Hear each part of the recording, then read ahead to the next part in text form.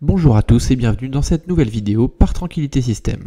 Aujourd'hui, nous allons vous parler d'un aspect intéressant d'Active Directory que certains d'entre vous connaissent. Il s'agit des stratégies de restriction logicielle, plus communément appelées SRP. Alors, les SRP, c'est quoi? Ce sont simplement des GPO intégrés à Active Directory qui vont vous permettre d'autoriser des logiciels en mode whitelist ou d'interdire des logiciels en mode blacklist.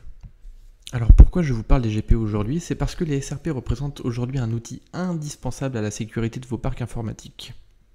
Chez Tranquillité System, nous avons appris à faire davantage confiance aux SRP qu'aux antivirus. En effet, les antivirus ont tendance à déclarer beaucoup plus de faux positifs qu'ils ne bloquent de virus ou de ransomware. Vous avez certainement entendu parler des ransomware, ou rançon logiciel en français, qui touchent chaque année de nombreuses structures publiques et privées dans le monde. 99% du temps, ces logiciels malveillants infectent votre parc grâce à une mauvaise action d'un utilisateur qui a malencontreusement ouvert une pièce jointe infectée ou cliqué sur un lien frauduleux. Ce genre d'erreur est malheureusement fréquent et a des répercussions souvent irréversibles sur votre activité. Il est difficile d'empêcher l'entrée du virus dans votre système, mais on peut cependant bloquer leur exécution grâce au SRP. Le SRP peut permettre de restreindre le lancement d'exécutables dans un répertoire où l'utilisateur a justement un accès en écriture. De cette manière, même si un utilisateur apporte sur une clé USB ou télécharge par mégarde un virus, l'exécution est bloquée.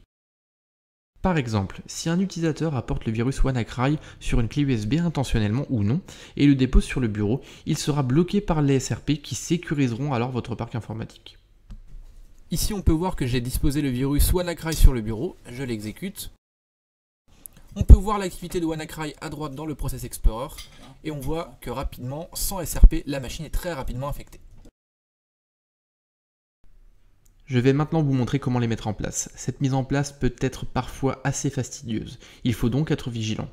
Nous allons partir ici sur une GPO utilisateur. Afin de faire une migration en douceur, nous allons créer deux OU pour le SRP. Une GPO SRP Lite et une GPO SRP Hard. La GPO SRP Lite fonctionnera en mode blacklist. Par défaut, tout sera autorisé et seuls quelques dossiers seront interdits, comme par exemple le dossier téléchargement. Et la GPO SRP Hard fonctionnera, elle, en mode whitelist. Elle n'autorisera rien par défaut et autorisera uniquement les répertoires listés. C'est la meilleure méthode. Ce mode de fonctionnement permet une transition sur plusieurs jours. Vous pouvez avant toute chose passer tous vos utilisateurs en SRP Lite, puis basculer petit à petit quelques utilisateurs en SRP Hard afin de gérer les exceptions jusqu'à basculer tous les utilisateurs en SRP Hard.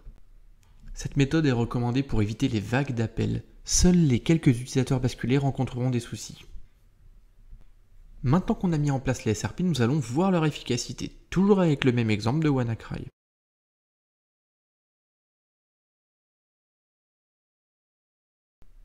On voit ici que même si WannaCry a été déposé intentionnellement, l'exécution a été bloquée. Pendant votre phase d'ajout d'exception, n'hésitez pas à vous aider de l'observateur d'événements Windows. En effet, à chaque exécution de programme bloqué par le SRP, une entrée dans l'observateur d'événements apparaîtra, ce qui peut grandement vous aider dans la recherche du programme bloqué.